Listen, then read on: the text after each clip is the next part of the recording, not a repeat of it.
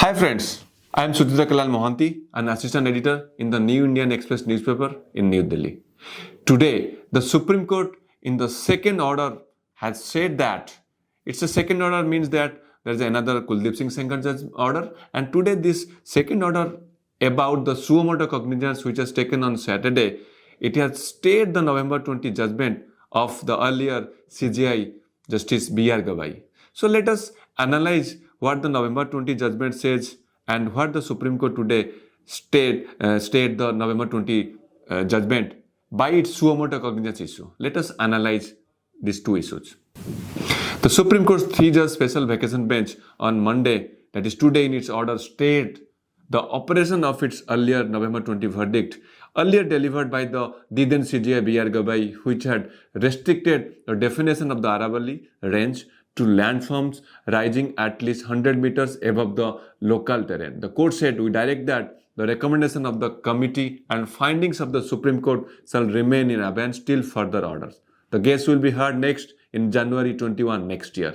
The three-judge bench of the Apex Court, headed by the Chief Justice of India Suryakant and two other judges, said the Apex Court passed the order on Monday after taking suo motu cognizance of the issue on Saturday and decided to take up the issue today itself. The court today in its order noted that it wanted to revisit the contentious issue, that the Aravalli issue surrounding the identification and protection of the entire Aravalli range.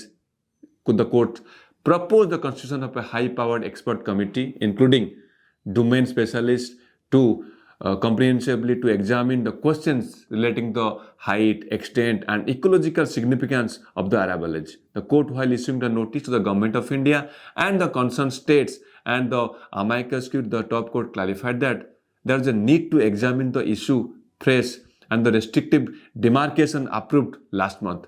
It would also hear the activities what are being going on in the Aravallis.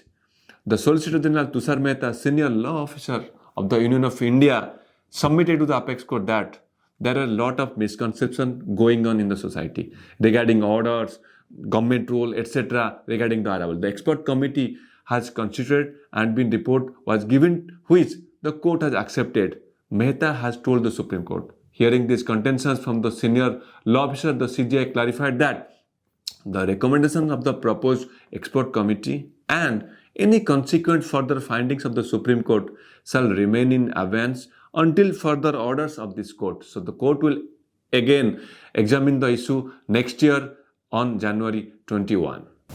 The November 20 ruling was pronounced by the top court in a suo motu matter linked to the long-running TN Godavarman Thirupalmad environment litigation. As the court accepted a ban on mining in core or other areas while restricting the mining activities as outlined by the committee. While giving the committee's recommendation, the court has passed the order. Amid this, the severe hue and cry, the court has taken suo motu cognizance on Saturday and decided to hear the matter afresh today itself. The Apex Court took the matter on suo motu basis after this entire hue and cry by several environmentalists and society members and others expressing their apprehension about the revised definition of the Aravalli Hills. They fear that this cause of illegal mining and a lot of groundwater extraction from the ground, and in its judgment, which is November this year. So thereby the court has taken suo motu cognizance and decided to hear the matter afresh. And now the court will decide in its judgment on November 20 this year. The bench led by the then Chief Justice of India B.R. Gavai, now retired, accepted the Ministry of Environment, Forest and Climate Change Committee's recommendation, which given that the Aravalli Hills and range of the context of mining. The Supreme Court had in its verdict also emphasized that the uncontrollable mining poses a great threat to the ecology of the nation and directed uniform criteria for a safeguard them all these entire Aravalli. Their conservation is very crucial for the ecological safety, heritage and sustainable development for the entire society. The court had earlier directed the center to prepare a comprehensive management plan for sustainable mining before the new mining activities permitted in the ecologically fragile region. Remember, the Aravalli Hills are among India's oldest and geographical formations stretching from Delhi through Haryana, Rajasthan, and the Gujarat.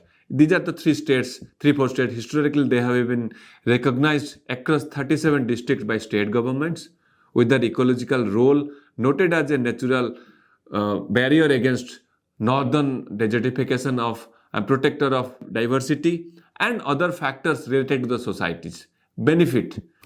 In the same issue, social and environmental activist and lawyer Hitendra Gandhi also wrote a letter to Chief Justice Suryakant seeking a direction to review of this 100-meter definition of test rule pertaining to the Aravalli issue. Gandhi has wrote a letter to the CJI and also President regarding this issue. He said that low ridges, water recharges and other factors have to be protected in this matter. And thereby, he has written the letter to the Chief Justice of India and the President of India.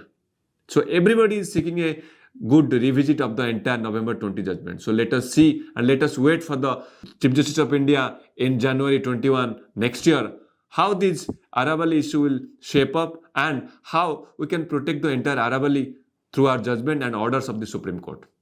Thank you very much for watching my video. And yes, if you like my video, then please like, share and subscribe. And please also give me a feedback how you like the video or not. Thank you very much.